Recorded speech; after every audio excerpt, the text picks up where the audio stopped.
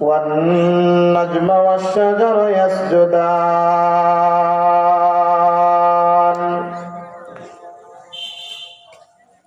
الذي فضل زمانا على زمان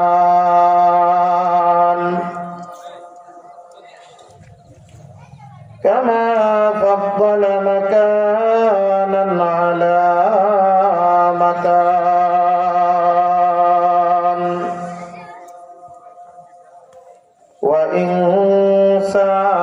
وإنسانا على إنسان ونشهد أن لا إله إلا الله وحده لا شريك له لا ضد له ولا ند له ولا مثل له ولا مثيل له ونشهد أن سيدنا وسندنا وحبيبنا وحبيب ربنا وطبيبنا وطبيب قلوبنا محمد صلى الله عليه وعلى آله وأصحابه وأزواجه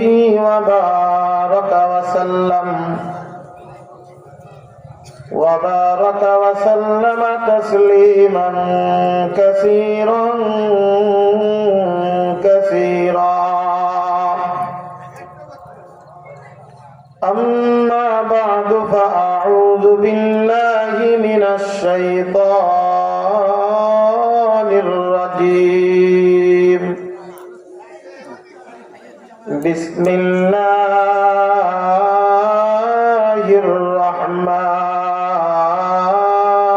الرحمن الرحيم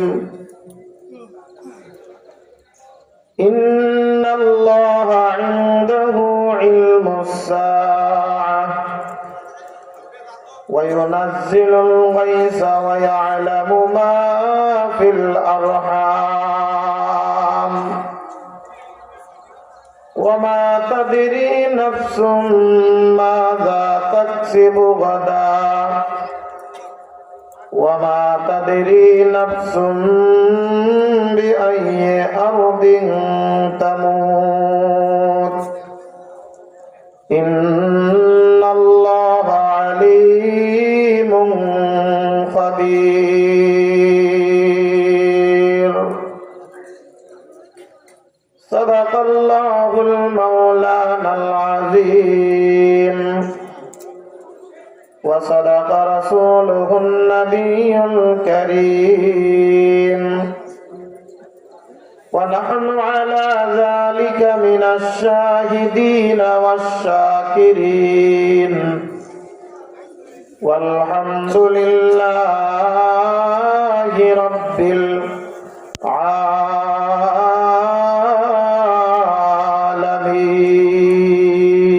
العالمين.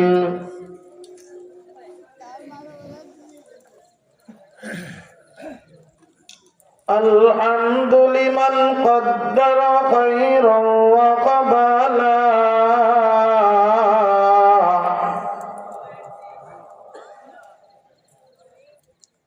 الحمد لمن قدر خيرا وقبلا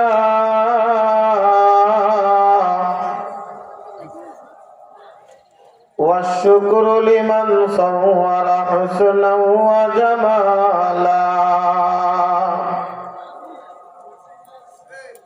لا ضد ولا ند ولا حد لمولاه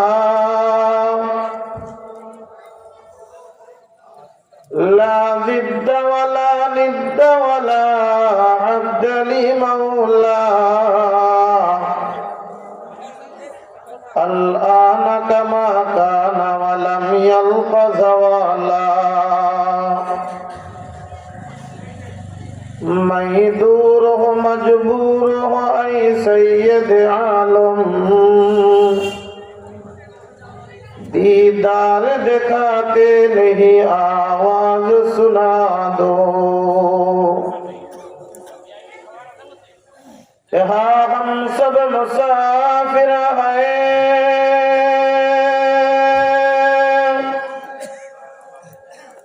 कब्र आखिर ठिकाना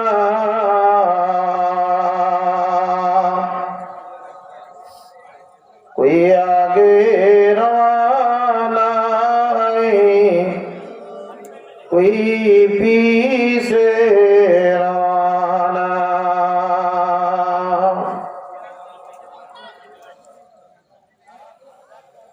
अल्हम्दुलिल्लाह ঐতিহ্যবাহী মাগুরা জেলাধীন পারলা গোরস্তান আসিয়া খাতুন মিফতাহুল সুন্নাহ মাদ্রাসা কর্তৃক আয়োজিত আজকের এই নবম বার্ষিক ওয়াজ মাহফিল ও হালকায়ে জিকিরের সম্মানিত সভাপতি সাহেব, দেগার হযরতে মুআজ্জাজ মুহতারাম সেরেতাজ ওয়াজিবুল ইহতিরাম উলামা ইকরাম, আজিজ তুলাবায়ে ইজাম, সামনে উপস্থিত দিনদার মুসলমান ভাইরা, পর্দার অন্তরালে অবস্থানরতা শ্রবণরতা আমার মা ও বোনেরা, শুকরিয়া জ্ঞাপন করি সেই মহান মালিক রব্বুল আলামিনের আলিশান দরবারে, যে মহান মালিক রব্বুল আলামিন আমাদেরকে দুনিয়ার সমস্ত প্রকার কাজকর্ম থেকে বিরত রেখে আজকের এই মাহফিলের ময়দান তথা জান্নাতের বাগানে আসার বসার তৌফিক দান করেছেন। সে মহান মালিক রব্বুল আলামিনের আলিশান দরবারে আমরা সকলেই অন্তরের অন্তরস্থল থেকে মহাব্বতের সাথে ঈমানি শক্তিতে বলিয়ান হয়ে আমরা কালিমাতু শুকর আদায় করি, সকলেই বলি আলহামদুলিল্লাহ।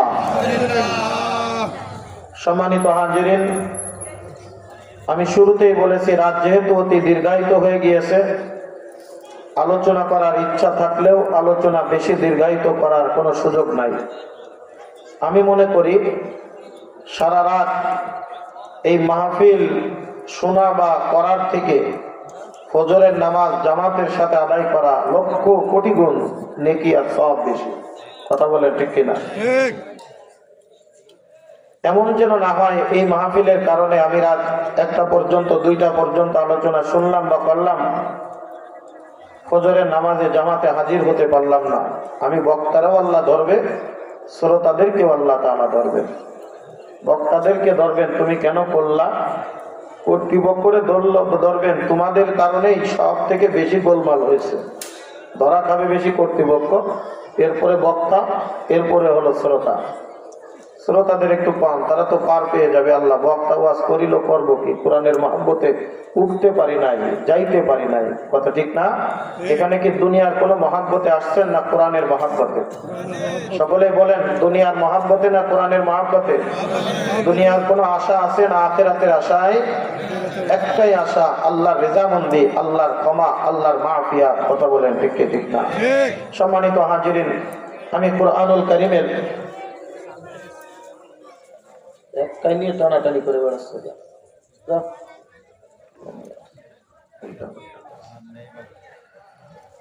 কুরআনুল কারীমের 415 নম্বর পৃষ্ঠা, 21 নম্বর পারার 13 নম্বর পৃষ্ঠা, কুরআনুল কারীমের 31 নম্বর সূরা, সূরাতুল লুকমানের সর্বশেষ আয়াত তথা 34 নম্বর আয়াত আমি আপনাদের মাঝে তেলাওয়াত করেছি।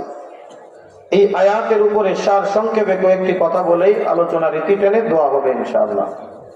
এই আয়াতের মধ্যে আল্লাহ পাক রব্বুল আলামিন 5টি এমন বিষয়ের কথা উল্লেখ করেছেন, যে 5টি বিষয় একমাত্র কেবলমাত্র জানেন হলেন আল্লাহ পাক রব্বুল আলামিন। দুনিয়ার কোনো মানুষ খবর রাখেন না, দুনিয়ার কোনো মানুষ যেটা বলতে পারেন না, বলতে পারেন কে? আল্লাহ। যারা বলেন কে? আল্লাহ পাক রব্বুল আলামিন। এমন এমন দুনিয়ার মধ্যে কিছু বিষয় আছে যে বিষয়গুলি আমাদের জন্য একান্ত জরুরি, একান্ত প্রয়োজন, কিন্তু সেই বিষয়টা আমরা কেউ বলতে পারি না, আমরা কেউ জানি না। তার মধ্যে একটা, যেহেতু আজকে গোরস্থান মাদ্রাসার উদ্যোগে মাহফিল, এই গোরস্থানে যারা শুয়ে আছে তারা একসময় এই এলাকার বাসিন্দা ছিল, কথা ঠিক না? আমরা যারা এখানে বসে আছি, আমরা যদি এই এলাকার ভিতরে আমার আপনার মৌত হয়, তাহলে দাফন হবে সম্ভবত এই গোরস্থানের মধ্যেই, কথা ঠিক কিনা? এখন এই যে দুনিয়ার থেকে বিদায় নিয়ে অন্ধকার কবরে আমাকে আপনাকে যাওয়া লাগবে, এটা কি নির্ধারিত না অনির্ধারিত? নির্ধারিত। কিন্তু কবে আমি আপনি দুনিয়া থেকে বিদায় নিব, এই বিষয়টাকে আমরা জানি না। জানা দরকার আছে না নাই? আছে, কিন্তু কেউ বলতে পারবে না, জানিও না। আল্লাহ পাক রব্বুল আলামিন কোরআনুল কারীমের মধ্যে এরকম 5টা বিষয় নিয়ে উল্লেখ করেছেন, যেই 5টা বিষয় জানার জন্য আমাদের মনটা বড় ব্যাকুল, আমাদের মনটা বড় পাগল। জানার জন্য আমরা সব সময় উদ্গ্রীব হয়ে থাকি, কিন্তু আল্লাহ তাআলা ডাক দিয়ে বলে, বান্দা এই 5টা বিষয় জানি আমি একমাত্র আল্লাহ। দুনিয়াতে যত মানুষ আগমন করেছে, আগমন করছে বা করবে, কেউ এই বিষয়টা জানে না। এমনকি নবী আলাইহিস সালাতু ওয়াস সালামগণ পর্যন্ত সে বিষয়ে খবর রাখেন না। আল্লাহ পাক রব্বুল আলামিন তাদেরকেও জানান নাই, শুধুমাত্র জানতেন বাবা নবী আদম আলাইহিস সালাতু ওয়াস সালাম, কিন্তু তিনি সেটা কখনোই আমাদের মাঝে উল্লেখ করে যান নাই। কারণ আল্লাহ পাক রব্বুল আলামিন এই মানব জাতির সৃষ্টি যখনই করেছেন, সাথে সাথেই তার হায়াত কতদিন, সে কবে কখন কোথায় দুনিয়া থেকে বিদায় নিয়ে যাবে, এই বিষয়টাও আল্লাহ পাক রব্বুল আলামিন একই সাথে আল্লাহ তাআলা লিপিবদ্ধ করে রেখে দিয়েছে। বান্দা তুমি যতই বাহাদুরি করো না কেন, তোমার যতই দুনিয়ার ভিতরে যা কিছু থাক না কেন, মনে রাখবা আমি নির্দিষ্ট একটা সময় দিয়ে দিলাম, এই সময় যখন শেষ হয়ে যাবে অটোমেটিক আজরাইল তোমার সামনে হাজির হয়ে যাবে। আল্লাহ পাক রব্বুল আলামিন বলেন, ফাইযা জাআজালুহুম লা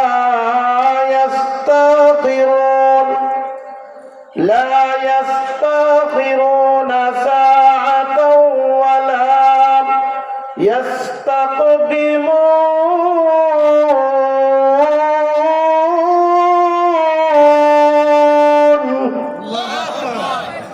আল্লাহ পাক রব্বুল আলামিন বলেন, সময় যখন হয়ে যাবে আমি আল্লাহ পাক রব্বুল আলামিন প্রত্যেকের একটা নির্দিষ্ট সময় দিয়ে দুনিয়ার জমিনে পাঠিয়েছি। কারো বা 1 দিন, কারো বা 2 দিন, কারোর 1 বছর, কারো 2 বছর, কেউ বা যৌবনকালে দুনিয়ার থেকে বিদায় নিয়ে চলে যাবে, কেউ বা 100 বছর পর্যন্ত দুনিয়ার জমিনের মধ্যে বেঁচে থাকবে। এমন অনেক সময় হয়, আমি প্রায় কথাগুলো বলে থাকি, ডাক্তার কবিরাজ অনেক সময় বলে দেয় এমন রোগ দুনিয়ার জমিনে তার কোনো ট্রিটমেন্ট নাই, এই লোকটা বেশি দিন আর দুনিয়ার জমিনের ভিতরে বাঁচবে না, যা কিছু মন চাই খাওয়াই দাওয়াই নাও, এরপরে দুনিয়ার থেকে বিদায় নিয়ে যাবে, হয় কি হয় না? এরপরেও দেখা যায়, দেখবেন ওই লোকটা দুনিয়ার থেকে বিদায় নিয়ে যায় নাই, বরং দীর্ঘকাল পর্যন্ত দুনিয়ার জমিনের ভিতরে বেঁচে আছে। এমন অনেক সময় হয়ে যায়, ডাক্তারের কাছে মুমূর্ষু অবস্থায় নিয়ে যাওয়া হয়েছে, হাসপাতালের মধ্যে মুমূর্ষু অবস্থায় নিয়ে গিয়েছে।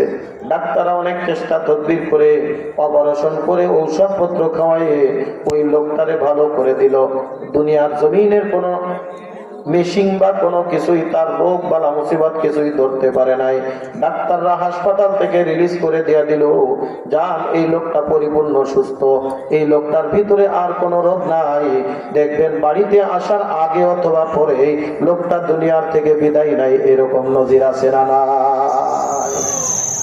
বন্ধুরা আমার গভীর মনোযোগ, আল্লাহ পাক রব্বুল আলামিন এই দুনিয়ার জমিনে যখন আমাদেরকে পাঠিয়েছেন, এই দুনিয়ার থেকে আমরা বিদায় নিয়ে যাব, এটাই শিরোধার্য।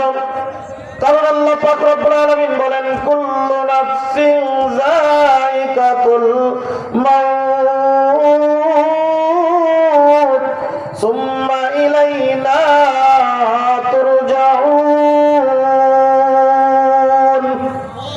এ বান্দা, দুনিয়ার জমিনে যখন তুমি এসেছো, এই দুনিয়ার জমিন থেকে একদিন না একদিন তোমাকে বিদায় নেওয়া লাগবে, আমার কাছে আবার ফিরে আসা লাগবে।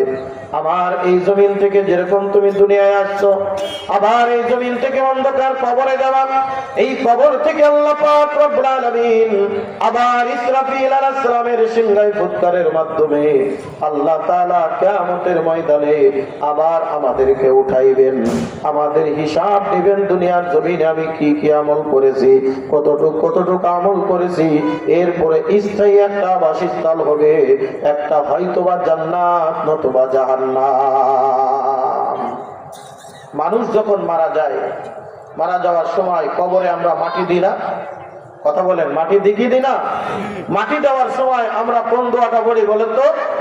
মিনহা খালাকনাকুম ওয়া ফিহা নুঈদুকুম ওয়া মিনহা নুখরিজুকুম তারাতান উখরা। এই দোয়াটা বলি, কথা ঠিক কি না? আল্লাহ পাক রব্বুল আলামিন কোরআনুল কারীমের মধ্যে বলছেন, একটা মানুষ যখন দুনিয়া থেকে বিদায় নিয়ে চলে যায়, তাকে যখন আমরা মাটি দিই, এই দুনিয়াবাসীদেরকে বোঝানোর জন্য আল্লাহ তাআলা এই দোয়াটা রেখে দিয়েছেন। আমরা ডাক দিয়ে বলি মিনহা খালাকনাকুম, যেই মাটির ভিতরে আজকে তোমাকে দাফন করে দেওয়া হচ্ছে, এই মাটি থেকেই তোমাদেরকে আমি আল্লাহ সৃষ্টি করেছি। ওয়া ফিহা নুঈদুকুম, এই মাটির ভিতরে তোমাকে আবার চলে যেতে হবে। ওয়া মিনহা নুখরিজুকুম তারাতান উখরা, এই মাটির থেকে ইসরাফিল আলাইহিস সালাম যখন সিংহায় ফুৎকার দিবে, আল্লাহ পাক রব্বুল আলামিন এই মাটির থেকে আবার উঠাই কিয়ামতের ময়দানে হাজির করে দেবে। বন্ধুরা আমার, এখন যদি প্রশ্ন করেন হুজুর আমরা কবে কখন কোথায় দুনিয়া থেকে বিদায় নিব, এই কথার উত্তর দিতে গিয়ে আমি শুরুতেই একটা কথা বলি। আল্লাহ পাক রব্বুল আলামিন এই মানব জাতি দুনিয়ার জমিনের ভিতরে যখন সৃষ্টি করেছেন, প্রত্যেকের সাথে আল্লাহ তাআলা তার হায়াত কতদিন পর্যন্ত এটাও আল্লাহ পাক রব্বুল আলামিন নির্ধারণ করে রেখেছেন।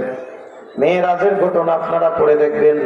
আল্লাহর নবী যখন মেরাজের রজনীতে মেরাজ করার জন্য গিয়েছেন, সূরাতু বনী ইসরাইল 15 নম্বর পারার 1 নম্বর পৃষ্ঠা, সূরাতু বনী ইসরাইলের 1 নম্বর সূরা আয়াতের মধ্যে আল্লাহ পাক রব্বুল আলামিন এই ইসরা তথা মেরাজের ঘটনা আলোচনা করেছেন সংক্ষিপ্ত আকারে একটা আয়াতের মধ্যে।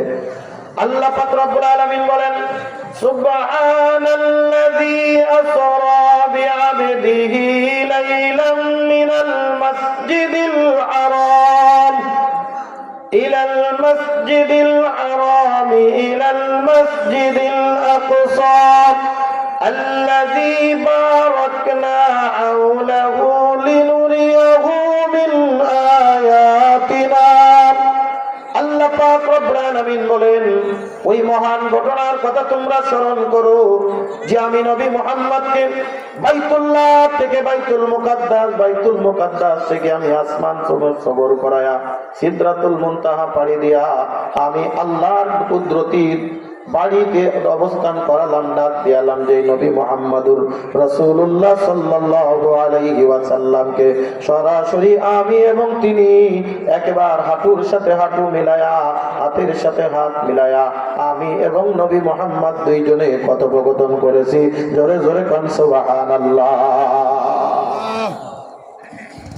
আল্লাহর নবী বলেন, আমি যখন মেরাজের রজনীতে 7 আসমান দেখলাম, প্রত্যেক আসমানে এক একজন নবীর সাথে আমার সাক্ষাৎ হয়ে গেল।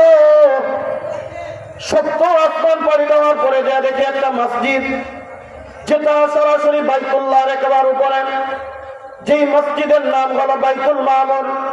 দুনিয়ার জমিনের মধ্যে আল্লাহ পাক রব্বুল আলামিন ফেরেশতাদের মাধ্যমে একটা সর্বপ্রথম মসজিদ নির্মাণ করেছেন, যে মসজিদের নাম হলো বাইতুল্লাহ।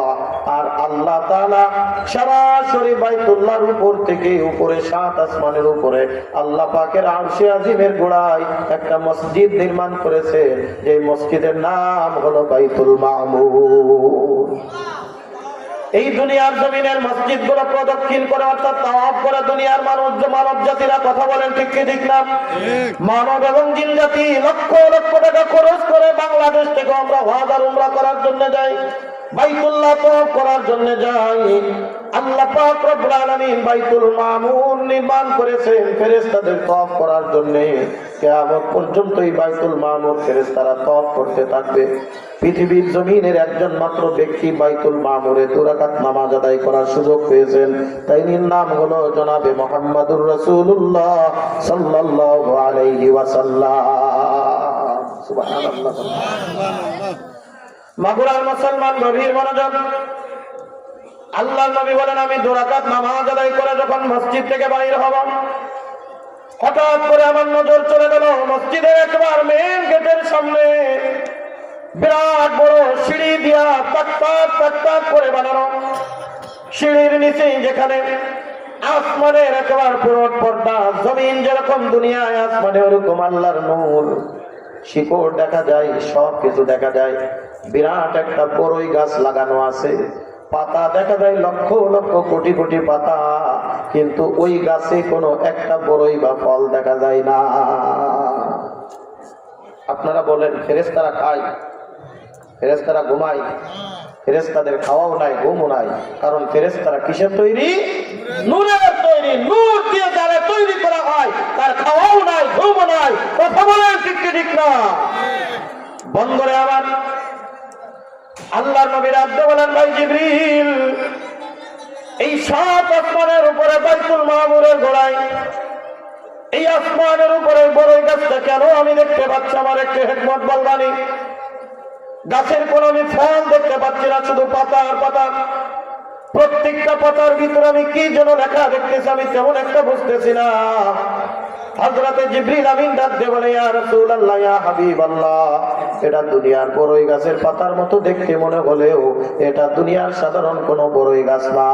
এই গাছের থেকে আজ পর্যন্ত আপনি কিভাবে ফল দেখবেন? আমি কোনোদিন ফল দেখি নাই, আর কিয়ামত পর্যন্ত এই গাছে কোনোদিন ফল হবে না।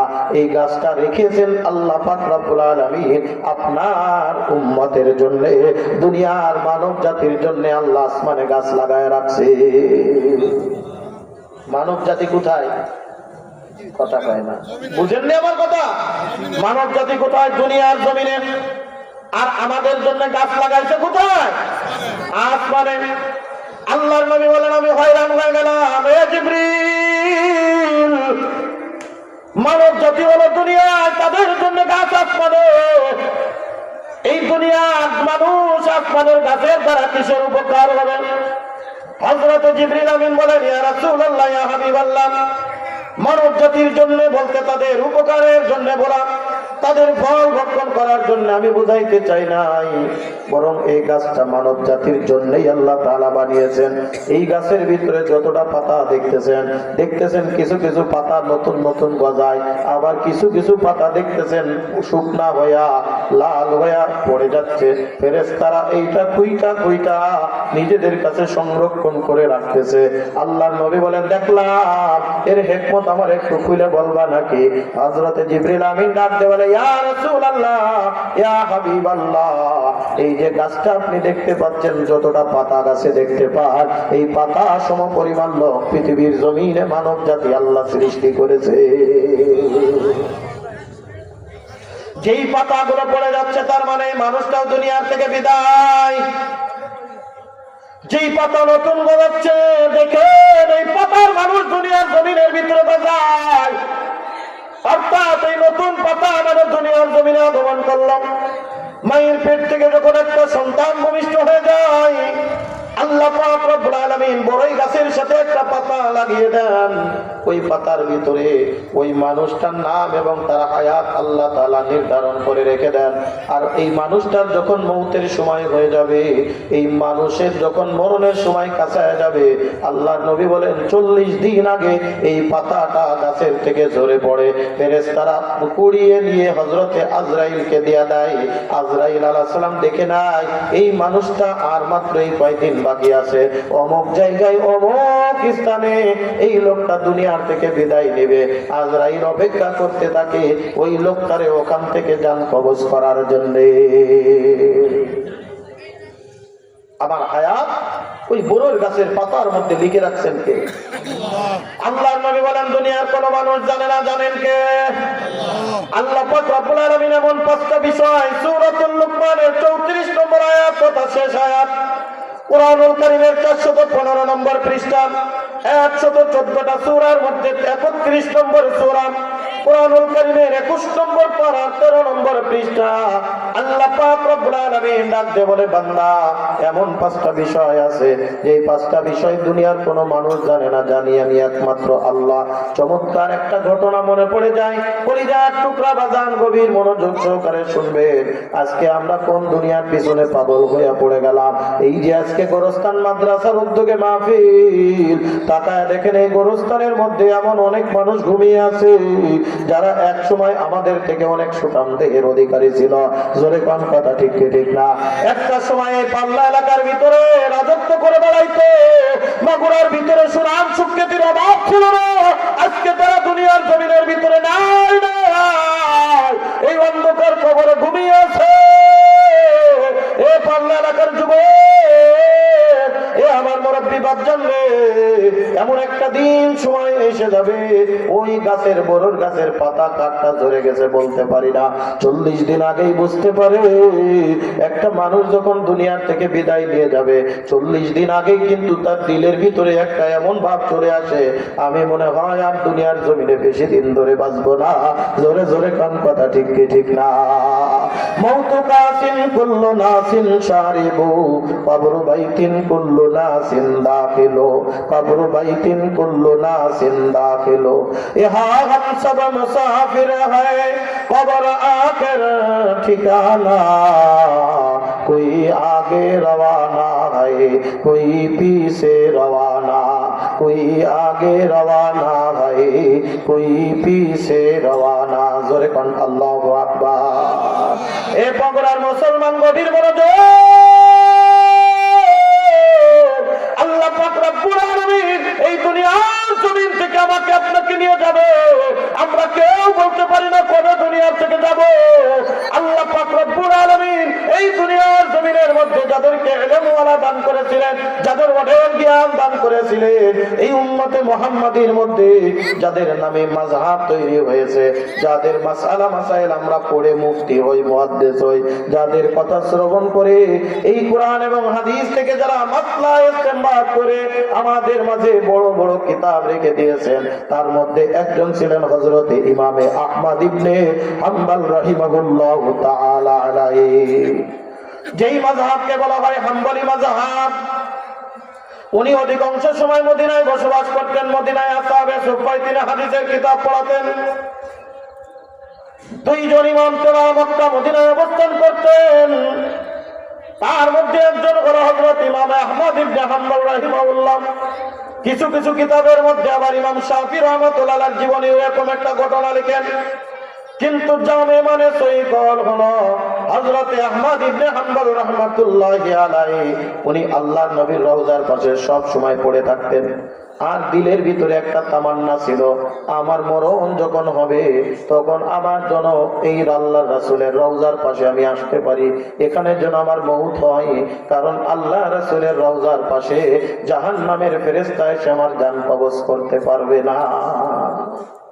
আমরা আকাঙ্ক্ষা করি না আল্লাহ যদি মরণ দাও মক্কা মদিনায় দিও, কারণ মক্কা মদিনার মাটি পবিত্র মাটি। জোরে কোন কথা ঠিক কি ঠিক না? হযরত ইমাম আহমদ ইবনে হাম্বল রাহমাতুল্লাহ আলাইহির মনে তামান্না ছিল, আল্লাহ আমার যখন মরণ হবে আমি যেটাই থাকি আমি যেন আপনার আল্লাহ রাসূলের রওজার পাশে চলে আসতে পারি, তার রওজার পাশে যেন আমার মওত হয়, কারণ না জানি আমার কোন গুনাহের কারণে আল্লাহ তুমি পাকড়াও করে ফেলো। ও রব্বুল আলামিন, আপনার রাসূলের রওজার পাশে যদি আমার মওত হয়, আমার আশা হয়তোবা আপনি আমাকে জাহান্নামের আসামি বানাবেন না, জাহান্নামের কাঠগড়ায় দাঁড় করাবেন না। এইরকম তামান্না নিয়ে আস্তে আস্তে বয়স হয়, আস্তে আস্তে বৃদ্ধকাল চলে আসে, বুঝে গেছে আমার আর বেশি দিন সময় বাকি নাই। কারণ ওই যে আমি শুরুতেই বলেছি 40 দিন আগে যখন আমার নামের বড়র পতাকা আজরাইলের হাতে চলে যায়, যাওয়ার সাথে সাথে আমার দিলের ভিতরে একটা কম্পন শুরু হয় হয়ে যায়। এই জন্য দেখবেন যত কঠিন হৃদয়ের মানুষ হোক না কেন, মরণের আগে ওই লোকটার আলাপ চরিত্র অনেকটা ভালো হয়ে যায়। জোরে জোরে কান কথা ঠিক কি ঠিক না? কলিজার টুকরা বাজান, গভীর মনোযোগ। এইরকম দিলের ভিতরে তামান্না আস্তে আস্তে আস্তে আস্তে আস্তে বাড়তে থাকলো। একদিন হঠাৎ করে আল্লাহ রাসূলের রওজার পাশে উনি ঘুমিয়ে গেলেন, আর দিলের ভিতরে তামান্না জেগে গেল, ও আল্লাহ তুমি কি আমার বলবে না কবে আমি দুনিয়ার থেকে চলে যাব? ও আল্লাহ তুমি কি আমার বলবে না কবে আমি দুনিয়ার থেকে বিদায় নিব? এইরকম তামান্না নিয়ে আল্লাহ নবীর রওজার পাশে তিনি ঘুমিয়ে পড়লেন। ঘুমের মধ্যে স্বপ্ন দেখা শুরু করে দিলেন। স্বপ্ন দেখতেছে আল্লাহর নবী হাজির হয়ে গেছে। জোরে কান আল্লাহু আকবার। আল্লাহর নবীর স্বপ্ন কোনোদিন মিথ্যা হইতে পারে না। যদি কোনো ব্যক্তি নবীর স্বপ্ন দেখে, কারণ নবীজির সূরাত কোনোদিন শয়তান আকৃতি ধারণ করতে পারে না। নবীজির স্বপ্ন যেটা দেখে এটা 100% কারেক্ট, 100% কারেক্ট আর সত্য। মাঝে মধ্যে শয়তান বুজুর্গের বেশ ধরে আসে, কিন্তু সেটা রাসূল না। রাসূলের স্বপ্ন আলাদা, এটা যে না দেখে সে অনুভব করতে কোনোদিন পারবে। বন্ধুরা আমার, আল্লাহর নবীর স্বপ্ন দেখা শুরু করে দিয়েছেন। আল্লাহর নবী ডাক দিয়ে বলে, আহমদ তোমার কিসের এত পেরেশানি? তোমার দিলটা বড় বেজার, তোমার মনটা বড় বেচিন দেখতেছি। এ আহমদ তোমার কি হয়েছে বলো?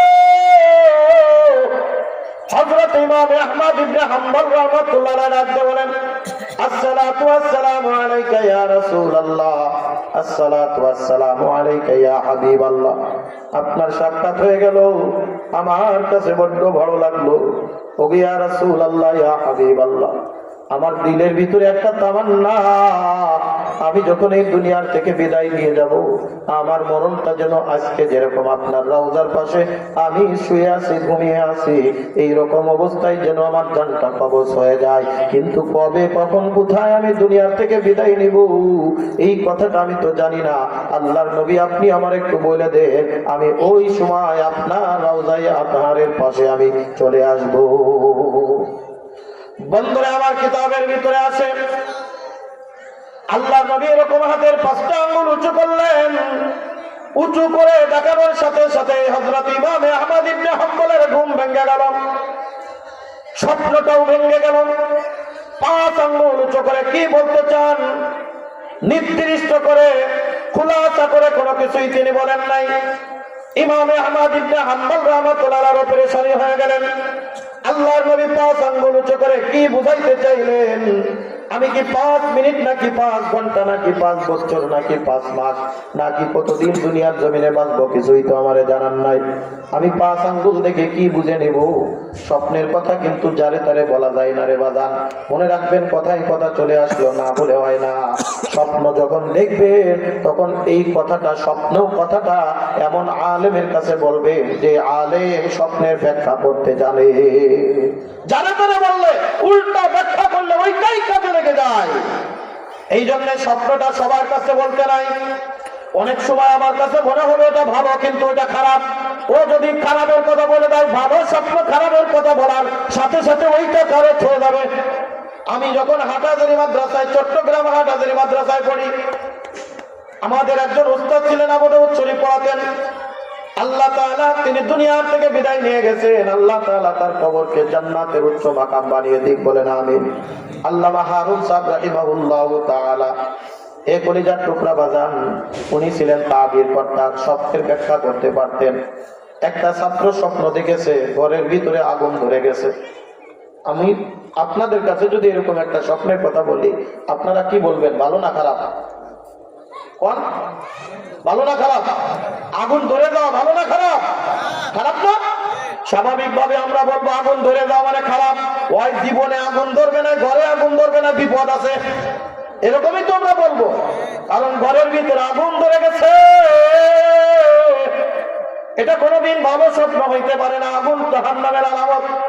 বিভিন্ন ভাবে আমরা ব্যাখ্যা বিশ্লেষণ করতে পারি।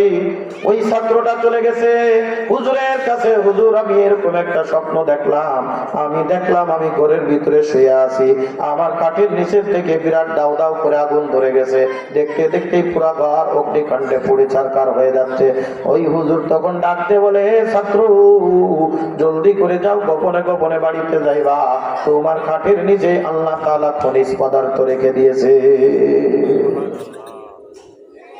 স্বপ্ন ব্যাখ্যা দেখিয়ে দিলেন, ভালো না খারাপ? ভালো দিলেন। স্বাভাবিক দৃষ্টিতে এই স্বপ্নটা খারাপ আমরা মনে করি ভয়ানক। বলে যাও তুমি গোপনে গোপনে খোঁজ করো, তলাশ করো, বাস্তবিকই তাই। ঘরের ভিতরে খনন করে দেখলো নিচে বিরাট একটা স্বর্ণের কলস পাওয়া গেল, তার ভিতরে স্বর্ণ অলংকার ভরা। কলিজার টুকরা বাদাম, কিছুদিন পরে ওই একই স্বপ্ন আর একটা ছাত্র দেখেছে। ও তো আর খুশিতে মহাখান, কারণ এর আগে যে স্বপ্ন দেখেছে খনিজ পদার্থ পাওয়া গেছে। তারপরে আমরা বলি না হুজুরের কাছে যাই একটু স্বপ্নের ব্যাখ্যাটা শোন, সাথে সাথে হুজুরের কাছে দৌড়ায় চলে গেছে।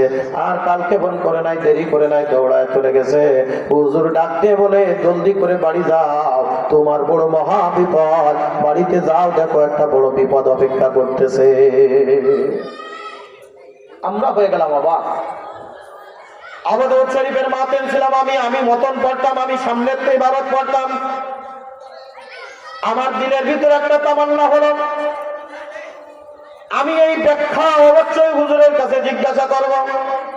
হুজুর আমাদের ক্লাসে আসলেন, আবুদাউদ শরীফ খুললেন, আমিও সামনে আবুদাউদ শরীফ খুলে বসলাম। হুজুর বললেন চালিয়ে চলে যাও, তার মানে পড়া শুরু করো। আমি মুখ খুলি না, পড়ি না। দ্বিতীয়বার বলতেছে পড়ো, আমি বললাম না হুজুর পড়তাম না। একটা ব্যাখ্যা, একটা আমাদের দিলের দোয়াশা একটু পরিবর্তন করে দেন। এই দিলের দোয়াশা যদি পরিবর্তন না করেন, পড়তেও ভালো লাগতেছে না, খাইতেও ভালো লাগে না, ঘুমাইতেও ভালো লাগে না। হুজুর বলে কি ব্যাখ্যা বলো? ডাক দিয়ে বললাম হুজুর একই স্বপ্ন দুইজন ছাত্র দেখলো, ব্যাখ্যা দুই রকম হলো কেমনে? হুজুর ডাক দিয়ে বলে পাগল রে, স্বপ্ন এক কিন্তু সময় হয়ে গেছে আলাদা, সময়ের কারণে ব্যাখ্যাও পাল্টে যায়। কলিজার টুকরা বাদাম, যে ছাত্রটা দেখেছিল আগুন লেগেছে শীতকালে আগুন ভালো না খারাপ? আমরা গ্রাম্য ভাষায়, আপনারা মাগুরার মানুষ, বুঝতে সুবিধা হবে। শীত যখন কুয়াশার শীত যখন পড়ে, সকালবেলায় ওই ফল আর খ্যার এক জায়গায় একত্রিত করে আমাদের গ্রাম্য ভাষা বলে আগুন তোয়ানো। আগুন তোয়াইনি আমরা। এই একই কাজ যদি গরমকালে করেন, ভালো লাগবে না খারাপ লাগবে? একই কাজ, একই সকালবেলা রৌদ্র, শীতকালে দেখবেন রৌদ্রের ভিতরে বসলে কেমন জানি মিষ্টি মিষ্টি একটা ভাব, বসতেই ভালো লাগে। মানুষ দেখবেন চাদর গায়ে দিয়া সকালবেলায় রাস্তার কিনারে বসে আছে। ও ভাই কেন বসে আছো? বলে সকালবেলা রৌদ্রটা বড় মিষ্টি লাগে। কিন্তু দেখবেন গরমকালে এই রৌদ্রটাই তার কাছে খারাপ লাগে। সকালবেলায় ওই রৌদ্রটাও দেখবেন তার কাছে আগুনের মতো তাপ মনে হয়। ডাক দিয়ে বলে হুজুর, ডাক দিয়ে বলে যে ছাত্রটা আগুন দেখেছিল শীতকালের আগুন হলো ভালোর লক্ষণ। এই কারণে ব্যাখ্যা করেছিলাম তার ঘরের ভিতরে আল্লাহ বরকত রেখে দিয়েছে। আর যেই ছেলেটার ঘরের বিপদ বলেছিলাম, ওই ছেলেটা স্বপ্ন দেখেছে গরমকালে আগুনটাও বড় খারাপ, এই জন্য তার স্বপ্নের ব্যাখ্যাও হয়ে গেল খারাপ। কলিজার টুকরা বাদাম, যে কথা বলতে গিয়ে আমি এত দূর পর্যন্ত চলে আসলাম। স্বপ্নের কথা সবাইকে বলা যায় না। মনে আছে কথা, ইমাম আহমদ ইবনে হাম্বল স্বপ্ন দেখলেন আল্লাহ রাসূল হাতের 5টা আঙ্গুল উঁচু করলেন। কষ্ট হয় আপনাদের? হাতের 5টা আঙ্গুল উঁচু করলেন, বললেন না কতদিন দুনিয়ায় বাঁচবো, কত সেকেন্ড বা কত বছর দুনিয়ার জমিনে বাঁচবো। ইমাম আহমদ ইবনে হাম্বল রাহমাতুল্লাহি আলাইহি বেচিন হয়ে গেলেন। স্বপ্ন কার কাছে বলবে, কার কাছে ব্যাখ্যা চাইবে? ওই সময়কার সব থেকে ব্যাখ্যাকারক, স্বপ্নের ব্যাখ্যাকারক ছিলেন মুহাম্মদ ইবনে সিরিন রাহিমাহুল্লাহু তাআলা আলাইহি। উনার একজন খাদেমকে পাঠিয়ে দিলেন, যাও জলদি করে চলে যাও মুহাম্মদ ইবনে সিরিনের কাছে, এই রকম স্বপ্নের কথা বলবা, কিন্তু কে স্বপ্ন দেখেছে এই কথাটা উল্লেখ করবা না, ব্যাখ্যা কোনটা দেয় সেই ব্যাখ্যাটা নিয়ে আমার সামনে হাজির করবা। খাদেম চলে গেল সকালবেলায়, যে ডাক দিয়ে বলে মুহাম্মদ ইবনে সিরিন বাসায় আছেন নাকি? বলে কে? আমি বলে একজন মুসাফির, আপনার কাছে অনেক দূর থেকে এসেছি, একজন আল্লাহর বান্দা এরকম একটা স্বপ্ন দেখেছে, তার দিলের তামান্না এরকম। এই স্বপ্নের ব্যাখ্যা একটু করে বলে, কে স্বপ্ন দেখেছে নামটা একটু বলো। ডাক দিয়ে বলে, তার পক্ষ থেকে নাম বলা নিষেধ, নাম বলা যাবে না। বলে, যতক্ষণ পর্যন্ত নাম না বলবো ততক্ষণ পর্যন্ত আমি ব্যাখ্যা করবো না। তবে মনে রাখো, বর্তমান সময়ে ইমাম আহমদ ইবনে হাম্বল ব্যতীত আর কেউ এরকম স্বপ্ন দেখতে পারে না। কাদম ডাকতে বলে, নাম যখন জানো ব্যাখ্যা করো। ডাকতে বলে, ইমাম আহমদ হাম্বলের কাদম আল্লাহ পাক রব্বুল আলামিন এমন 5টা বিষয় রেখেছে, যেই 5টা বিষয়ের কথা দুনিয়ার কোনো মানুষ জানে না। ইমাম আহমদ ইবনে হাম্বল রাহিমাহুল্লাহ এমন 5টা বিষয়ের একটা বিষয় জানতে চেয়েছে। আল্লাহর নবী তার হাতের আঙ্গুল 5টা আঙ্গুল উঁচু করে দিলেন। তার মানে এটা 5 দিন 5 বছর সংখ্যা উল্লেখ করেন নাই। আল্লাহর নবী বুঝাইতে যায়, আহমদ তুমি এমন 5টা বিষয়ের কথা, এমন 5টা বিষয়ের একটা বিষয় আমার কাছে জানতে চেয়েছো, যে বিষয়টা আমি আল্লাহ ছাড়া, আমার আল্লাহ ছাড়া আর কেউ বলতে পারে না। আমি নবী মোহাম্মদ ব্যতীত আমি নবী মোহাম্মদও বলতে পারবো না। শুধুমাত্র জানেন, জোরে বলেন কে? আর জোরে বলেন কে? আল্লাহর নামের ভিতরে মজা আছে না নাই? আল্লাহর নামের ভিতরে শান্তি আছে না নাই? ও মাগুরার মুসলমান, এই গভীর রজনীতে একবার আকাশ বাতাস প্রকম্পিত করে, মুখরিত করে একবার ডাক দাও, আল্লাহু আকবার। আরেকটু জোরে বলো, আল্লাহু আকবার। अल्लाह अल्लाह क्या मुबारक नाम है, अल्लाह अल्लाह आशिकू का काम है, अल्लाह अल्लाह क्या मुबारक नाम है, अल्लाह अल्लाह मुमिनों का काम है। जोरे कान अल्लाहु আকবার। এই 5টা বিষয়ে কি সংক্ষিপ্ত আকারে আপনাদের মাঝে বলবো ইনশাআল্লাহ। কষ্ট হলে বলবেন, সাথে সাথে ছেড়ে দেব। কষ্ট হয় চলবে ইনশাআল্লাহ। কতক্ষণ? মাশাআল্লাহ। তাবারক দিলে থাকবেন না, না দিলে যাবেন না? থাকবেন ইনশাআল্লাহ। আল্লাহ কবুল করেন। না না, আমি পারবো না ইনশাআল্লাহ। একেবারে সংক্ষিপ্ত আকারে, একেবারে টাইম যেটা দেওয়া আছে টাইমের মধ্যেই ছেড়ে দেওয়ার চেষ্টা করবো। আমার দোষ না, দোষ এই যে মানুষের। কারণ কইছে 9টা, আমি 9টার আগে হাজির, আমার দিছে 11টায়, করতাম কি? আল্লাহ পাক রব্বুল আলামিন বলেন, ইন্নাল্লাহা ইনদাহু ইলমুস সাআহ ওয়া ইউনাজ্জিলুল গায়সা ওয়া ইয়ালামু মা ফিল আরহাম।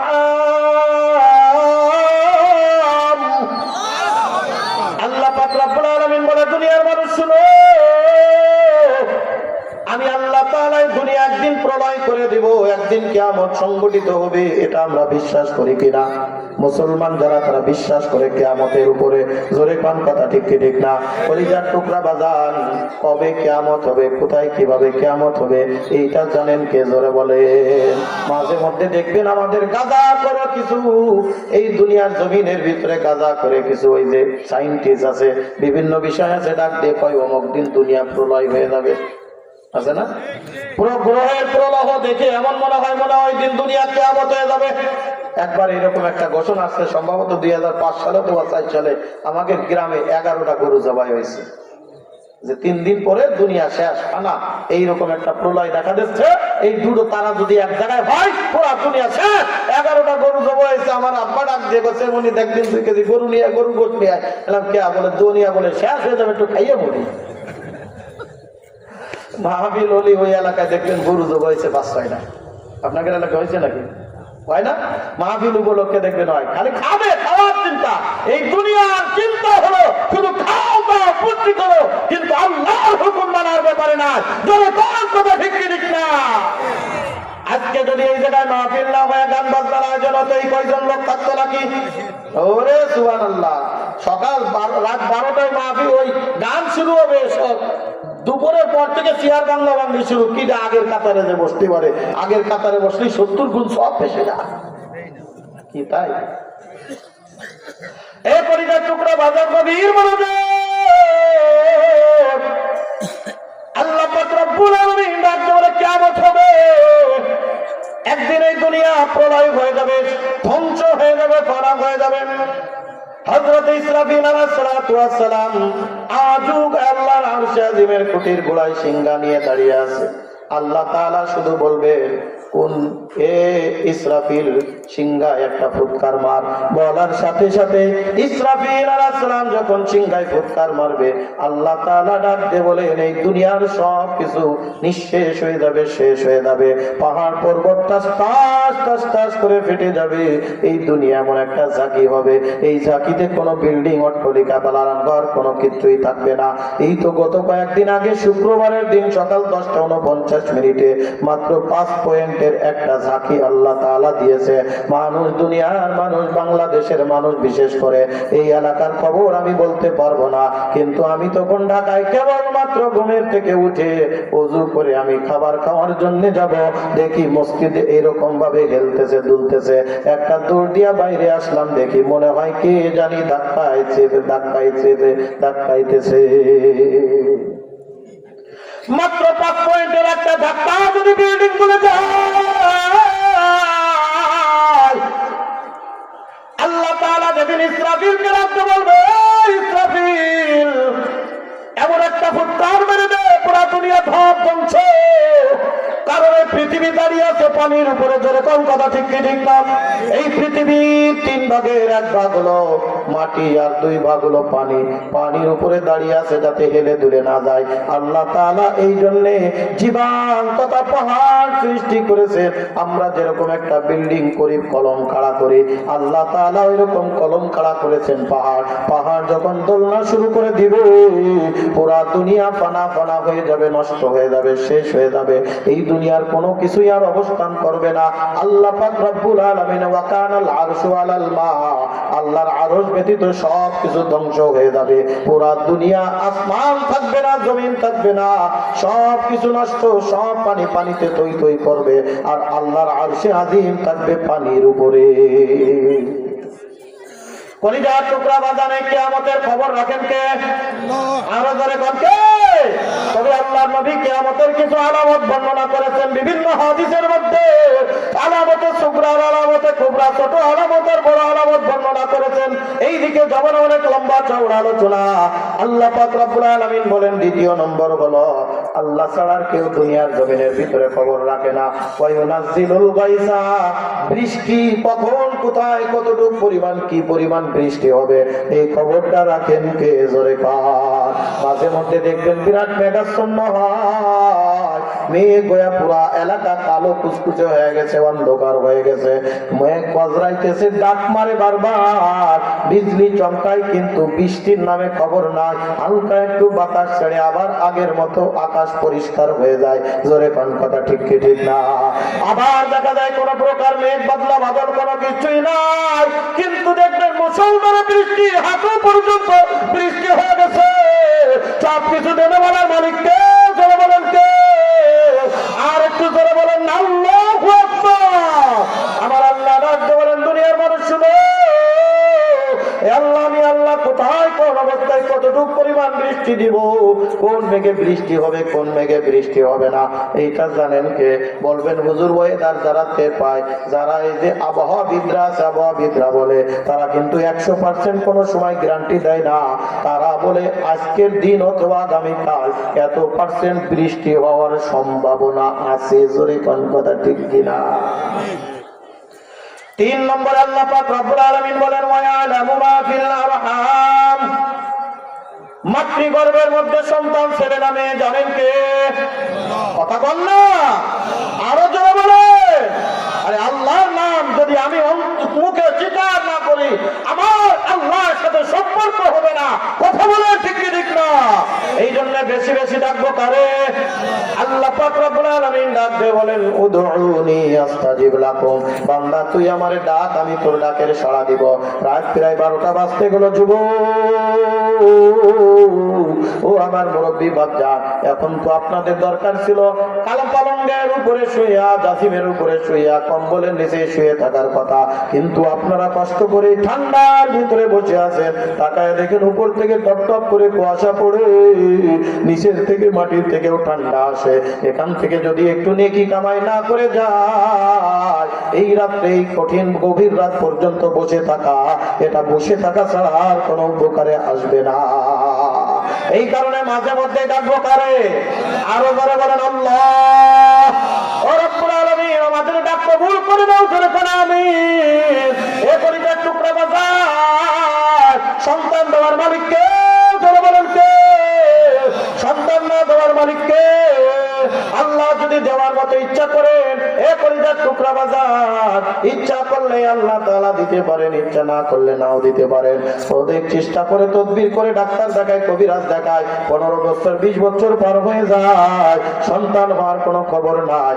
এই তো গত কয়েকদিন আগে রাজশাহীর জমিনে আমি এক মাহফিলে গিয়েছিলাম। রাজশাহীর তানোর থানা নামে একটা থানার মধ্যে মাহফিলে গেলাম, আলোচনা করলাম। শেষ করে একটা মুরব্বী বাপজান আমার কাছে দৌড়ায় চলে আসছে, হুজুর আমাদের বিবাহের বয়স আজ 41 বছর পরিপূর্ণ হলো, আমার স্ত্রীর বয়স প্রায় 60 বছর, ধরতে গেল আমার বয়স প্রায় 70 বছর।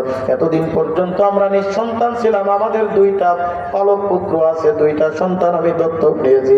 আমার স্ত্রীর বয়স 60 ধরে ধরে ভাব, আমার স্ত্রী আল্লাহর রহমতে এখন গর্ভবতী হয়ে গেছে। দেওয়ার মালিককে আরো জোরে পান। এ পরিবার টুকরা বাজান ডাক দিয়ে চোখের পানি ফেলে মুরব্বী বাবা কান্দে, হুজুর কত ডাক্তার দেখালাম, কত কবিরাজ দেখাইলাম, কত জায়গায় মান্যত করলাম, কত কিছু করলাম, আল্লাহ এত কিছু আমার দিয়েছে, আমার এই সম্পদের ওয়ারিস একজন লোক পাইলাম না, আমার বংশ বুঝি আজ নিজ বংশ হয়ে যাবে। আল্লাহ তাআলা বুড়া বয়সে কথা শুনেছে, যৌবনকালে কথা শুনে নাই।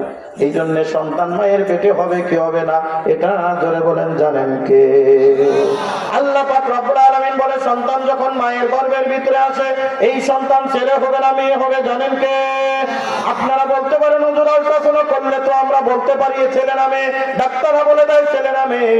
আমি এই জায়গায় এসে একটা কথা বলি বাজার, এটা তো এই বাহাদুরিটা দেখায় 4 মাস পরে, যে 4 মাসের আগে কোনো ডাক্তারের ক্ষমতা নাই মায়ের পেটে সন্তান ছেলে না মেয়ে বলে দেওয়ার। কারণ আল্লাহ পাক রব্বুল আলামিন একজন মা এবং বাবা যখন মিলিত হয়, মায়ের বাবার বীর্য মায়ের বীর্য মিলিত হয়ে মায়ের রেহেমদানির ভিতরে যখন যায়, 4 মাসে 4টা রূপ পরিবর্তন করার পরে, পূর্ণ একটা মানব দেহের আকৃতি দেওয়ার পরে আল্লাহ তাআলা রূহ নামক কুদরতটা ফুৎকার মেরে দেয়। জোরে কোন সুবহানাল্লাহ। আল্লাহ পাক রব্বুল আলামিন বলেন, দুনিয়ার মানুষ শুনে রাখো, আমি আল্লাহ পাক রব্বুল আলামিন এই দুনিয়ার জমিনের মধ্যে সন্তান যখন মায়ের পেটের ভিতরে দিয়ে থাকি, এই সন্তান যখন মায়ের পেটের ভিতরে আসে, আল্লাহ পাক রব্বুল আলামিন বলেন কোরআনুল কারীমের 343 নম্বর পৃষ্ঠা, কোরআনুল কারীমের 18 নম্বর পারার 1 নম্বর পৃষ্ঠা, কোরআনুল কারীমের 114 নম্বর সূরা, 23 নম্বর সূরা, 114 সূরা, 23 নম্বর সূরা, সূরাতুল মুমিনুনের 13, 14, 15 নম্বর আয়াতের মধ্যে আল্লাহ তাআলা মানব জাতি সৃষ্টির একটা ইতিহাস তুলে ধরেছেন। আল্লাহ তাআলা কিভাবে মায়ের পেটের ভিতরে সন্তান তৈরি করে, সন্তান সৃষ্টি করে। আল্লাহ তাআলা বলেন, ওয়ালাকাদ খালাকনাল ইনসানা মিন সুলালাতিন মিন তিন সুম্মা জাআলনাহু নুতফাতান ফি قرارٍ مكين ثم خلقنا النطفة علقة فخلقنا العلقة مضغة فخلقنا المضغة عظاما فكسونا العظام لحما ثم أنشأناه خلقا آخر فتبارك الله أحسن الخالقين।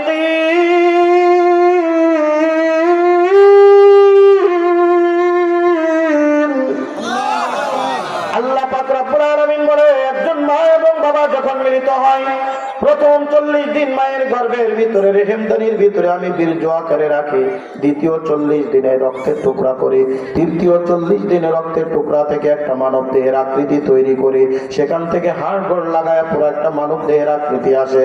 চতুর্থ 40 দিনে আমি ওই বান্দার রুহের ভিতরে, বান্দার শরীরের ভিতরে আমার রূহ নামক কুদরতটা ফুৎকার মেরে দিই। এই কারণে দেখবেন প্রথম 4 মাস মায়ের গর্ভের ভিতরে সন্তান কোনো নড়াচড়া করে না, কারণ সন্তানের আকৃতি হয় নাই, নড়াচড়া করবে কেমনে? 4 মাস পার হয়ে যাওয়ার পরে এই সন্তানের দেহের ভিতরে যখন রূহ নামক কুদরত আল্লাহ দিয়া দেয়, মায়ের গর্ভের ভিতরে সন্তানটা তখন জিন্দা হয়ে যায়। হাত দিয়া গুতা দেয়, পা দিয়া গুতা দেয়, মাথা দিয়া গুতা দেয়। এইভাবে মায়ের পেটের ভিতরে দেখবেন তখন নড়াচড়া শুরু করে দেয়। এরপরে আল্ট্রাসাউন্ড করবেন, তারপরে ডাক্তার দেখবেন মেশিনের মাধ্যমে চেক করে বলে দিতে পারবে ছেলে নামে। কথা ঠিক? এই মায়ের গর্ভের ভিতরে সন্তান ছেলে নামে, এটা জানেন কে? জোরে বলেন। আল্লাহ পাক রব্বুল আলামিন 4 নম্বর, ওয়া মা তাদরি নাফসুম মাযা তাকসিবু গাদা।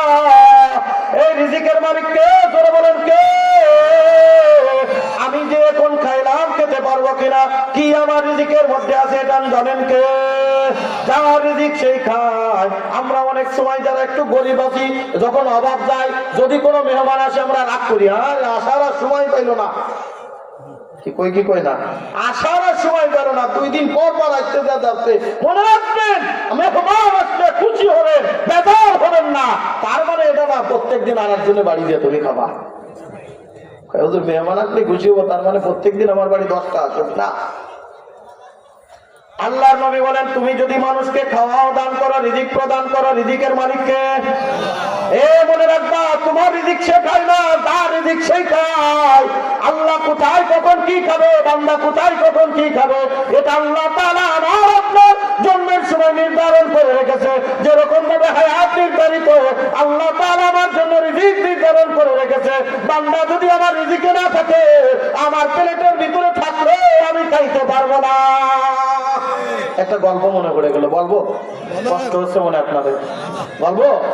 এক মুরব্বী বাবা আল্লাহরে তেমন একটা বিশ্বাস করে না। এরকম কিছু লোক আছে না, আল্লাহরে তেমন একটা বিশ্বাস করে না। রিজিক আমার তো আমি খাই, আল্লাহ দিচ্ছে কোনটা, আমি কাজ করলে আল্লাহ কি খাওয়াই দিবে। আর ইমান আর ইয়াকিন থাকলে আল্লাহ দিতেও পারে। কথা বলে ঠিক কি ঠিক না? আল্লাহ যেরকম মান্নাত চাওয়া দিয়েছে, এরকম দেওয়ার মালিক এখনো আছে না নাই? নাকি আল্লাহ ভান্ডারে ঘুরে গেছে? আছে না না? আল্লাহ অবশ্যই দেয়া দিবে। বান্দা মনে রাখবা, এক মুরব্বী তার বেটার বউ ছিল খুব দিনদার, পরহেজগার, নামাজি। সব সময় বলতো আব্বা, শ্বশুরে বলতো আব্বা যদি আপনার রিজিকে থাকে আপনি খাবেন। কয় আমার রিজিক খাবে কেনা? কয় না, আপনার রিজিকে না থাকলে আপনি খাতে পারবেন না। কয় দেখি আমার রিজিক ঠেকাই কেটা। বাজারে গেছে, নিজের পকেটের টাকা দিয়া বিরাট একটা মাছ কিনে আনছে। মাছ কিনে আইনা ডাক দিয়ে কয়, বৌমা এই যে আমি কিনে আনলাম মাছ, বিরাট অনেক দিন ধরে এরা বড় মাছ পায় না, এই মাছের মাথাটা সুন্দর করে রান্না করে ঝোল করে আমারে দিবা, আমি খুব মজা মেরে খাবো। আমি খুব কি করবো? মজা মেরে এটা খাবো। বৌমা ডাক দিয়ে কয়, আব্বা ঠিক কইছেন খাবেন, কিন্তু যদি আল্লাহ রিজিকে রাখে। কয় আমার টাকা দিয়ে আমি কিনলাম, তোমার কাছে দিলাম কুটতে ধুইতে আর রান্না করতে, আমার রিজিক আবার খাবে কিনা? কয় না, রিজিক যদি আপনার না থাকে আপনি খাইতে পারবেন। বেটার হয়ে গেছে, বুড়া মানুষ তো হয়ে গেছে রাগ। কয় আমার সামনে কুটবি, আমার সামনে ধুইবি, আমার সামনে রান্না করবি, এখান থেকে না খেয়ে আমি এক কদম এদিকে যাইতাম না। বেটার বর্ডার দেবে, আব্বাস আপনি পাইলে আল্লাহ যদি রিজিকে রাখে খাবেন, না হলে খাবেন না। ওই মুরব্বীর সামনে ভালো করে কুটে ফেললো ওটা বটি দিয়া, নিজের হাতে ধৌত করলো, নিজের হাতে বৌমা রান্না করলো। ওই মুরব্বী বাবা বসে বসে দেখতেছে আর বলতেছে, দেখি আমার রিজিক কিরা খেয়ে যায়, দেখি আমার রিজিক কিরা খেয়ে যায়। কলিজার টুকরা বাজান, ওই মুরব্বী বাবার সামনে এরকম প্লেট দেওয়া হলো, ভাত বেড়ে দেওয়া হলো, মাছের মাথাটা যখন দেয়, তারপরে বৌমা ডাক দিয়ে কয়, আব্বা যদি আল্লাহ রিজিকে রাখে খাইতে পারবেন, না হলে খাইতে পারবেন না। এইবার চূড়ান্ত পর্যায়ের মুরব্বীর রাগ হয়ে গেছে।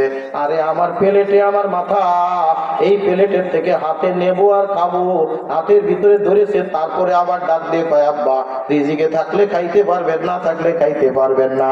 চূড়ান্ত পর্যায়ের রাগ, এই রাগ আর কন্ট্রোল করতে পারে নাই। হাতের থেকে ওই যে বড় মাথাটা নিয়ে বৌমার দিকে চাল মারিতেছে ফেলে, এই আমার রিজিক খাচ্ছে না রে, এই কই এক চাল দিতেছে। বৌমা তো মাথা সরাই নেছে। উঠানের ভিতরে বসেছিল মিস্টার ডিওদি সাহেব। ডিওদি সাহেব ছিলেন তো, কুকুর বাসায় বসা, এক দৌড় দিয়া মাথায় এক করে সাবন সুমন দিয়ে খাওয়া। ডাক বৌমা ডাক দিয়ে, বাবা কইছিলাম না কিনলেন আপনার টাকা দিয়ে, আপনার সামনে আমি কুটলাম, আপনার সামনে আমি ধৌত করলাম, আপনার সামনে আমি রান্না করলাম, আপনার পাতে দিলাম, আপনার হাতে ছিল, কিন্তু আল্লাহ তোমার এই মাথা রিজিকে রাখে না। এই রিজিক ছিল কুকুরে, আল্লাহ কুকুরের হাতে দিয়ে দিয়েছে। জোরে কোন কথা ঠিক কি ঠিক না? রিজিক দেওয়ালার মালিককে জোরে বলে। এই জন্য চাবো কার কাছে? আরো জোরে কোন কার কাছে চাইবো? চাওয়ার মালিক আল্লাহ। এ বান্দা, তুমি যদি আল্লাহর কাছে চাওয়ার মতো চাইতে পারো, আল্লাহ তাআলা ডাক দিয়ে বলে, বান্দা তুমি যদি আমার কাছে চাওয়ার মতো চাইতে পারো, আমার কাছে শুধু একবার বলো আল্লাহ। বান্দা আমার রহমত থেকে কখনো নৈরাশ হয়ে যাবি না রে বান্দা। এ বান্দা মনে রাখবি, দুনিয়ায় সবাই করে যদি ফেলা দেয়, আমি আল্লাহর সে ডাক, আমি আল্লাহর ডাক, আমি আল্লাহ করে কোনোদিন ফেলায় দিতে পারি না। এ কলিজার টুকরা বাজার, এ মাগুরার মুসলমান কলিজার টুকরা যুবক, কোন দুনিয়ার পিছনে পাগল হয়ে আজকে দৌড়াও? আমিও তো তোমাদের মতো একটা যুবক, হাতে পায়ে দোধ করে যায়, আয় আয় এখনো সময় আছে, আল্লাহর পথে ফিরে আসো, আমার আল্লাহরে ডাকো। আমার আল্লাহরে যদি ডাকার মতো ডাকতে পারো, আমার আল্লাহ কখনোই তোমারে বিপদে ফেলায় দিতে পারবে না। আল্লাহ পাক রব্বুল আলামিন কবুল করেন, ধরে কোন আমিন। রিজিক দেনওয়ালার মালিককে আল্লাহ পাক রব্বুল আলামিন ডাক দিয়ে বলেন, ওয়া মা তাদরি নাফসুম মাযা তাকসিবু গাদা। আগামীকাল কি খাবা, কোথায় খাবা, কি তোমার রিজিকে আছে, সব কিছু নির্ধারণ করে রাখছেন কে? এইবার চূড়ান্ত পর্যায়ে আমার আলোচনার আলোচ্য বিষয় 5 নম্বরে আল্লাহ তাআলা ডাক দিয়ে বলেন, ওয়া মা তাদরি নাফসুম বিআইয়ি আরদিন তামুত। ওই যে মনে আছে ইব্রাহিম আহমদ ইবনে হাম্বল রাহমাতুল্লাহ আলাইহি, মনে আছে কথা? ওই যে হাতের 5টা আঙ্গুল দেখা আছে, আল্লাহ তাআলা ডাক দিয়ে বলেন, হে দুনিয়ার মানুষ, কোথায় তোমার কোন অবস্থায় মৃত্যু হবে জানেন? জোরে বলেন কে? দুনিয়ার কোন মানুষ জানে না। আল্লাহ তাআলা বুঝাইতে চায়, হে ইমাম আহমদ ইবনে হাম্বল, আল্লাহর নবী কেমন জানি বলতে চায়, হে আহমদ ইবনে হাম্বল, তুমি এমন একটা বিষয় আমার কাছে জানতে চেয়েছো, দুনিয়ার কোন মানুষ যেটা বলতে পারে না, আমি নবীও পর্যন্ত জানি না। মানুষ কোথায় কখন মৃত্যুবরণ করবে, জোরে বলেন জানেন কে? জোরে বলে। এই টাকায় আমারে দুনিয়ায় বাঁচাইতে পারবে না, ক্ষমতায় আমারে দুনিয়ায় বাঁচাইতে পারবে না। আজকে যদি ক্ষমতা থাকলেই বাঁচতে পারতো, নমরুদ ফিরাউন কোনদিন দুনিয়ার থেকে বিদায় নিত না। জোরে কোন কথা ঠিক কি ঠিক না? এ মাগুরার মুসলমান, আজকে পাল্লা গোরস্তান আসিয়া খাতুন মিফতাহুস সুন্নাহ মাদ্রাসার উদ্যোগে মাহফিল গোরস্তান মাদ্রাসা। এ কলিজার টুকরা যুবক, এ আমার মুরব্বী বাপজান, এ পর্দার অন্তরালের মাগো, আমার যে কথা বলার উদ্দেশ্য ছিল, এই দুনিয়ায় চিরকাল আমরা থাকতে পারবো না, কবে দুনিয়ার থেকে বিদায় নিব কেউ আমরা বলতে পারি না। একদিন না একদিন আমাদেরকে দুনিয়ার জমিনের থেকে চলে যাওয়া লাগবে। এই টাকায় বাঁচাইতে পারবে না, ক্ষমতায় বাঁচাইতে পারবে না। এই যে যখন করোনাকালীন সময় হয়েছে, দেখছে কত মানুষ টাকলা নওজোয়ান যুবক দুনিয়ার থেকে বিদায় নিয়ে গেছে। এ আমার কলিজার টুকরা যুবক, আজকে তুমি আল্লাহরে ডাকো না, আল্লাহর নাম স্মরণ করো না। মসজিদের মুয়াজ্জিন প্রতিদিন ডাক দেয় 5 বার, হাইয়া আলাস সালাহ। এ কলিজার টুকরা বাজার, না না, তুমি মসজিদে গেলে না, নামাজ আদায় করলে না, আল্লাহরে ডাকতে পারলে না রে বাজার। ওই অন্ধকার কবরের দিকে তাকায় দেখো, ওই অন্ধকার কবর। আজকে আমরা এই যে পাশে আছি, কবরের মধ্যে কি হচ্ছে কিছুই বলতে পারবো না। দুনিয়ার এক প্রান্ত থেকে অপর প্রান্তে যদি কোনো লোক থাকে, যে কোনো মাধ্যমে খবর নেওয়া যায়, কিন্তু বাড়ির পাশের বাসতলায় গাছতলায় যারা শুয়ে আছে, তাদের খবর নেওয়ার তো কোনো যন্ত্র আজ পর্যন্ত আবিষ্কার হয় নাই, কিয়ামত পর্যন্ত আবিষ্কার হবে না। কোন দুনিয়ার পিছনে পাগল হয়ে গেছে রে বাজার? আজকে বাড়ির মায়া, গাড়ির মায়া, টাকার মায়া, অর্থের মায়া, ক্ষমতার মায়ায় পড়িয়া গেছো। আমি আল্লাহ, আমার আল্লাহরে তুমি রাখতে পারো না। এ কলিজার টুকরা বাজার, অন্ধকার কবরে যদি জাহান্নামের আগুন লাগিয়ে যায়, সহ্য করার ক্ষমতা নাই, সহ্য করার ক্ষমতা নাই। একদিনের আগুন সহ্য করতে পারবা না রে যুবক। ওই 3000 বছর পর্যন্ত প্রজ্বলিত জাহান্নামের আগুন কেমনে সহ্য করবা? এই জন্য আমি হাতে বেদত করে আই ফেরো ফেরো। এই গোরস্থান মাদ্রাসার উদ্যোগে মাহফিল, এখান থেকে নিজেকে সবক গ্রহণ করায় না ওরে বাদান। রাত 12টা পার হয়ে যাচ্ছে, আমি আর আপনাদেরকে কষ্ট দিব না, আমি আর বিস্তারিত আলোচনা করার সুযোগ পাবো না রে বাদান। আমি হাতে বেদত করে যাই মুরব্বী বাবজান ও আমার কলিজার টুকরা যুবকেরা, পর্দার অন্তরালের মা, আমি প্রায় মাহফিলে একটা কথাই বলে থাকি, আসো এখনো সময় আছে, ফিরে আসো। আমিও তো তোমাদের মতো একটা যুবক। যদি বলেন হুজুর আজকের এই মজলিসের মধ্যে আমার পা দুখানি জড়ায় ধরলে আমি নামাজ পড়বো, ইবাদত করবো, আমি বন্দেগী করবো, আল্লাহরে রাখবো, আমি রেডি আছি, আয় তোর পা দুখানা বাড়ায় দে, আমি তোর পা দুখানে জড়া ধরবো, তোর বলে বলি ফের ফের। এ কলিজার টুকরা যুবক, তুমি কি ওই অন্ধকার কবরের দিকে তাকায় দেখো না? তোমার আমার বয়সী কত যুবক আজ অন্ধকার কবরে। এ আমার মুরব্বী বাপজান, দেখতে দেখতে চুল দাড়ি পাকায় ফেলছ, দেখতে দেখতে চুল দাড়ি পাকিয়া গেছে, কবরের কথা কি এখনো স্মরণ হয় না? এই কবরের কথা কি এখনো তোমার দিলের ভিতরে বাজে না? এই কবরের কথা কি একটাবার তোমার চিন্তার মধ্যে আসে না? হে কলিজার টুকরা বাজার, আমি যখন দুনিয়ার থেকে বিদায় নিয়ে যাব, কেউ আমার সঙ্গে হবে না রে বাজার। এই জন্য হাতে বেয়াদত করে দেয়, আজকে আসিয়া খাতুন মিফতাহুস সুন্নাহ মাদ্রাসার মাহফিল থেকে আমরা কে কে নিয়ত করতে পারি? হুজুর জীবনে কত অন্যায় করেছি, যত গুনাহ করেছি, হুজুর আজ থেকে নিয়ত করলাম বিনা ওজরে নামাজ কাজা করবো না। কে কে নিয়ত করতে পারো? আজ থেকে হারাম কাজের পিছনে যাব না। আজ দোকানে উপরের দিকে উঠে দেখা, এ কলিজার টুকরা বাজার, এই দুনিয়া কিচ্ছুই না, এই দুনিয়া কিচ্ছুই না, এই দুনিয়ার সব ছেড়ে তোমাকে আমাকে চলিয়া যাওয়া লাগবে। 3টা টুকরা সাদা কাপড়ের কাপড় ছাড়া আমি আর কিছুই সঙ্গে দেব না। গত 2 দিন আগে একটা ভিডিও দেখে আমি আমার নিজের মনকে বোঝাইতে পারতেছি না। এরপরে আমি মাঝে মধ্যে চোখের পানি ফেলাই, আল্লাহর দরবারে রোনাজারি করি। এই যে গাইবান্ধার আমাদের একজন বক্তা বন্ধু, আপনারা যারা ফেসবুক ইন্টারনেট চালান, আমার মতো এরকম নওজোয়ান একটা যুবক বয়ান করতে করতে স্টেজে মৃত্যুর কোলে ঢলে পড়েছে। ওই ভিডিওটা যখন আমার চোখের সামনে আসলো, আমি মনটা বুঝাইতে আছি, আরে নুরুল ইসলাম, তুইও তো বাংলাদেশের সব প্রান্তে ঘুরে ঘুরে বেড়ায়, কবে জানি আজরাইল আসিয়া জানটা কবজ করে নিয়ে যায়, আর ভাই তোমার সকাল চোখে দেখতে পারবা না। আল্লাহর নবী বলেন, মানুষ যখন দুনিয়ার থেকে বিদায় নেয়, তার সব আমলের দরজা বন্ধ হয়ে যায়। 3টা আমল কিয়ামত পর্যন্ত আল্লাহর দরবারে জারি থাকে, ইল্লা বিসাদাকাতিন জারিয়া, ওই সাদকা যেই সাদকা তুমি মাদ্রাসার জন্য দিয়া গেলা, কিছুই সঙ্গে নিয়ে যাইতে পারবে না। কার জানি মা নাই, কার বাবা নাই, অন্ধকার কবরে শুয়ে আছে। আজকে মিফতাহুস সুন্নাহ মাদ্রাসার উদ্যোগে মাহফিল, আজকের এই গোরস্থান মাদ্রাসার উদ্যোগে মাহফিল, এ পরিচয় টুকরা বাজার মরণের